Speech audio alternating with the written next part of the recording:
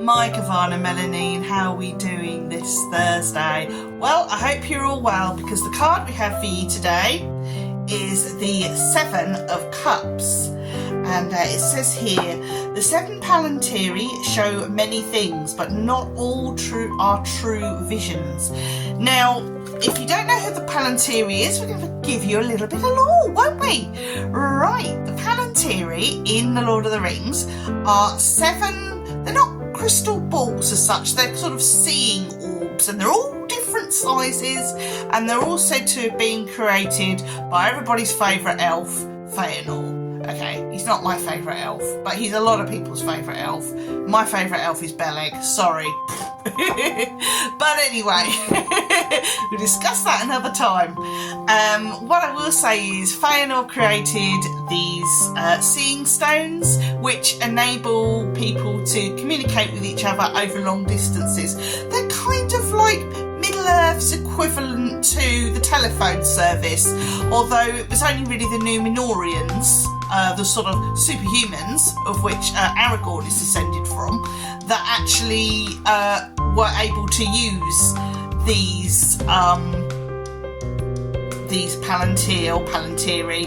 And if you remember rightly, in Orthanc, the Tower of Orthanc, Saruman had his hands on a Palantir, which he actually used to communicate with Sauron, and that's how Sauron was able to overthrow him and sort of dominate him. So it's lots of fun with that Palantir, lots of fun with the Palantiri, and it was also the thing that Denethor was using as well, that kind of made him lose hope and despair and everything else, and that's why he sort of it's said that if you were to look into that particular one, you would see flaming hands unless you were really powerful and strong. So yes, another little bit of the Lord of the Rings lore there. So Palantiri, what does that mean for us? I think what this means is we need to start looking at a Palantiri of our own, which is in here. And you know, what I'm saying is we need to maybe pay a bit more attention to our dreams.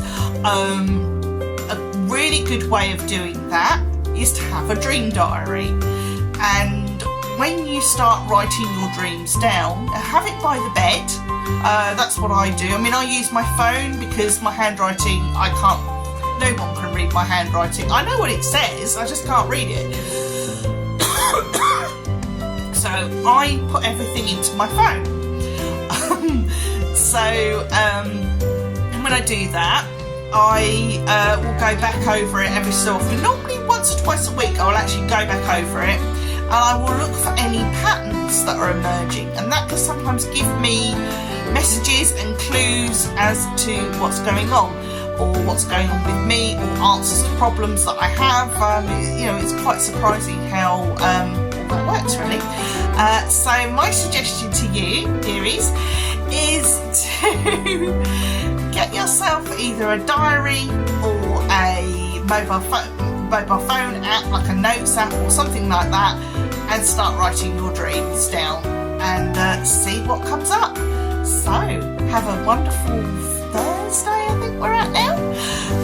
Yeah, wonderful Thursday. Take care, look after yourselves, and mind how you go.